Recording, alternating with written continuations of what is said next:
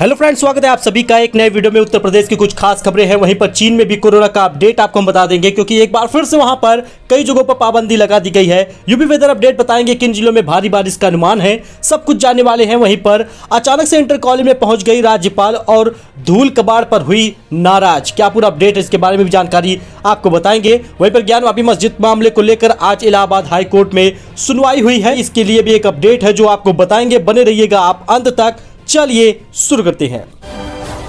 तो दोस्तों, सरकारी नौकरी का एक बहुत ही सुनहरा अवसर है। जी हां, भारतीय डाक विभाग में पोस्टमैन सहित 98,000 से ज्यादा पदों पर निकली है भर्ती। कैंडिडेट 23 सितंबर तक अप्लाई कर सकते हैं। जी आपको बता दें, भारतीय डाक विभाग में पोस्टमैन, मेल गार्ड सहित कई दूसरे पदों पर भर्ती की जाएगी। योग्य उम्मीदवार इंडिया पोस्ट की वेबसाइट indiapost.gov.in से नोटिफिकेशन की जानकारी प्राप्त कर सकते हैं। इन पदों के लिए भारतीय डाक ने ऑफलाइन माध्यम से आवेदन मांगे हैं। इन पदों के लिए आवेदन 23 सितंबर 2022 को शाम 5 बजे तक स्वीकार किए जाएंगे और आवेदन ऑफलाइन मोड में स्वीकार होंगे। आवेदन फॉर्म को स्पीड पोस्ट या रजिस्टर डाक से तय पते पर भेज देना है। तो वैकेंसी डिटेल आप जान लीजिए। जी हां, 98,083 नौकरी पेशकश की गई है। सरकार द्वारा देश भर के 23 सर्किलों में इस भर्ती की अनुमति दी गई है। योग्यता बड़ा कम है, 10वीं 12वीं पास बच्चों को रखा जाएगा। कंप्यूटर की बेसिक जानकारी होनी चाहिए और उनकी एज लिमिट जो है वो 18 वर्ष से 32 वर्ष तक तय की गई है। तो आपके लिए बड़ा ही सुनहरा मौका है, जल्द आवेदन जरूर करें। चीन में फिर से बढ़ गया है कोरोना संकट। दुनिया का सबसे बड़ा इलेक्ट्रॉनिक मार्केट अस्थायी रूप से बंद हुआ है। वहीं पर मेट्रो सर्विस भी वहां पे सस्पेंड कर दी गई है। चीन में एक बार फिर से कोरोना संक्रमण का खतरा बढ़ रहा है। आलम यह है कि कोरोना के कारण दुनिया की सबसे बड़ी इलेक्ट्रॉनिक मार्केट को भी बंद कर दिया गया है। 24 मेट्रो स्टेशन को भी बंद कर दिया गया है। रॉयटर्स की रिपोर्ट के मुताबिक चीन के दक्षिणी शहर शेनझेन के हुआकियांगबेई स्थित दुनिया के सबसे बड़े इलेक्ट्रॉनिक बाजार को अस्थायी रूप से बंद कर दिया गया है। यहाँ 3 बड़ी बिल्डिंग को 2 सितंबर तक बंद करने का आदेश दिया गया है। इन बिल्डिंग में चिप्स और टेलीफोन के पुर्जे बेचने वाले हजारों दुकानें हैं। कोरोना के डर से लोगों को वर्क फ्रॉम होम दे दिया गया है। वहीं लंपी वायरस का लगातार केस बढ़ता जा रहा है। यूपी में 21 जिलों में 12,000 से ज्यादा पशुओं को लंपी वायरस का संक्रमण हुआ है। प्रदेश में तेजी से फैल रहा है ये वायरस। दरअसल LSD वायरस यानी लंपी वायरस गाय और भैंसों में तेजी से फैलने वाला एक संक्रामक रोग है, जिसने हरियाणा, राजस्थान, गुजरात आदि राज्यों में कहर बरपा रखा है। अब उत्तर प्रदेश में भी इसने तेजी से पशुओं को अपनी चपेट में लेना शुरू कर दिया है। आप अपने पशुओं की थोड़ी देख रेख करें, बाहर निकालने से थोड़ा सा अभी आप परहेज करें, क्योंकि 21 जिलों में लंपी वायरस के चपेट में है। चाहे वो मेरठ, गाजियाबाद हो, बुलंदशहर, गौतम बुद्ध नगर हो, मुरादाबाद, शामली हो, मुजफ्फरनगर हो या फिर शाहजहांपुर, बदायूं और सहारनपुर और अलीगढ़ हो, इन सभी जगहों पर लगातार केस लंपी वायरस के बढ़ते जा रहे हैं। अच्छा, वही ज्ञानवापी मस्जिद केस में आपको बता दें अहम सुनवाई हुई है और ASI सर्वे समेत कई अहम मुद्दों पर इलाहाबाद हाई कोर्ट ने सुनवाई की है, जिसके बारे में आपको पता होना चाहिए। जी आपको बता दें, वाराणसी की ज्ञानवापी मस्जिद और स्वयंभू भगवान विश्वेश्वर विराजमान के बीच चल रहे जमीन विवाद मामले को लेकर सुनवाई की गई। अहम बैठक हुई इलाहाबाद हाई कोर्ट में। एक बार फिर से इसकी सुनवाई होगी। ये सुनवाई दोपहर 2 बजे तक जस्टिस प्रकाश पाडिया की सिंगल बेंच में की जाएगी। इस मामले में ज्यादातर पक्ष अपने दलीलें पेश कर चुके हैं। ऐसे में सिर्फ कुछ बिंदुओं का ही बहस होनी है, जिस पर जस्टिस प्रकाश पाडिया ने उनकी बात को मानते हुए सुनवाई टाल दी थी। लेकिन 30 अगस्त को इसकी सुनवाई हुई है, तो एक बड़ा अपडेट आ सकता है। तो राशन कार्ड धारक परेशान हैं कि क्या उन्हें अब राशन नहीं मिलेगा, या फिर जो ये 31 तारीख का डेट निर्धारित है 25 अगस्त से लेकर 31 अगस्त तक, क्या उसके बाद राशन नहीं मिलेगा जुलाई के पहले चरण का। तो जी दोस्तों, ऐसा नहीं है। तो चना ना पहुंचने के चलते गरीबों को अभी तक नहीं मिला है राशन, और राशन कब तक मिलेगा ये भी जान लेंगे, क्योंकि आज 30 तारीख हो चुकी है। ऐसे में उनको राशन कार्ड धारकों को कब मिलेगा राशन, क्योंकि डेट तो लगातार बीतती चली जा रही है। तो जिले में प्रदेश सरकार और केंद्र सरकार की योजना के तहत राशन कार्ड धारकों को 25 अगस्त से राशन का वितरण शुरू हो गया था, लेकिन कई ऐसे जिले हैं जहां पर ना तो चना पहुंचा है ना फिर तेल की पैकेट। ऐसे में लगातार राशन कार्ड धारकों को राशन मिलने में देरी हो रही है। लेकिन आपको बता दें, महीने में एक बार तो आपको फ्री राशन मिलेगा, वो होगा केंद्र सरकार की, मोदी सरकार की तरफ से। जी हाँ, आपको केंद्र सरकार यानी मोदी सरकार फ्री राशन देती रहेगी, उसका पैसा आपको नहीं देना। अच्छा, प्रदेश में आपको बता दें 2 बार राशन फ्री मिलता था, लेकिन अब यूपी के CM द्वारा फ्री नहीं दिया जाएगा, लेकिन मोदी के द्वारा दिया जाएगा। लेकिन एक बात यह भी आपको जाननी है कि बहुत सारी जगहों पर चना, तेल, नमक की पैकेट नहीं पहुंचने की वजह से आपको राशन नहीं मिल रहा। लेकिन अब ये सारी चीजें समाप्त हो रही हैं। कोटेदारों के पास चना तेल की पैकेट भी पहुंच गई है। आपको जल्द राशन मिलेगा, लेकिन आप अपने जिले का नाम जरूर कमेंट में लिख दिया करिए, जिससे आपके जिले की जानकारी हम दे पाए।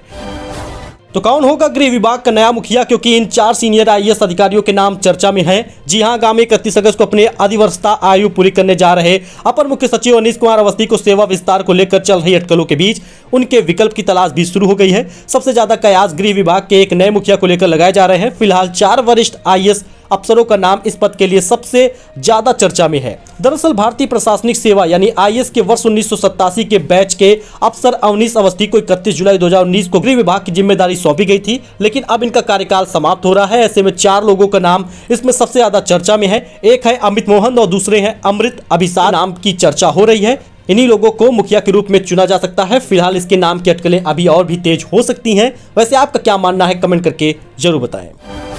वहीं अचानक इंटर कॉलेज में पहुंच गई राज्यपाल और धूल कबाड़ पर हुई नाराज। छात्रों को फोन करके पूछा, आप गैर हाजिर क्यों हैं? दरअसल आपको पता होगा कि राज्यपाल आनंदीबेन पटेल जो है वो लगातार कहीं न कहीं पर अपने दौरे करते रहते हैं। ऐसे में सोमवार को अचानक राजधानी के नेशनल इंटर कॉलेज वो पहुंच गई। उन्होंने लैब, क्लासरूम, शिक्षक स्टाफ रूम, स्टोर, सभागार सब देखा और उसके बाद छात्रों की उपस्थिति का रजिस्टर चेक किया। राज्यपाल ने कुछ गैर हाजिर छात्रों को फोन मिलाकर स्कूल न आने का कारण पूछा। निरीक्षण के दौरान राज्यपाल ने धूल और कबाड़ को लेकर अपनी नाराजगी भी जताई।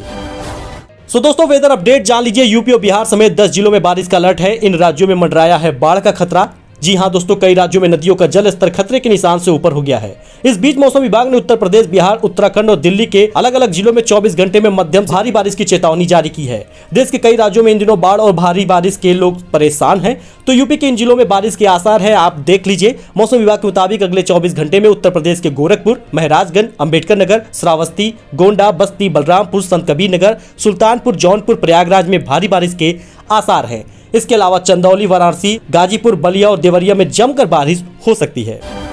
यूपी में मृतक आश्रितों को दूसरे विभाग में मिलेगी नौकरी। मुख्य सचिव की बैठक में बनी है सहमति। जी हां, मृत सरकारी कर्मचारियों के आश्रितों को दूसरे विभाग में सेवा योजित करने का सिलसिला शुरू हो गया है। मुख्य सचिव दुर्गा शंकर मिश्र की अध्यक्षता में गठित उच्चाधिकार प्राप्त समिति की सोमवार को हुई बैठक में 37 मृतक आश्रितों के अन्य विभाग में नौकरी देने की सहमति बनी है।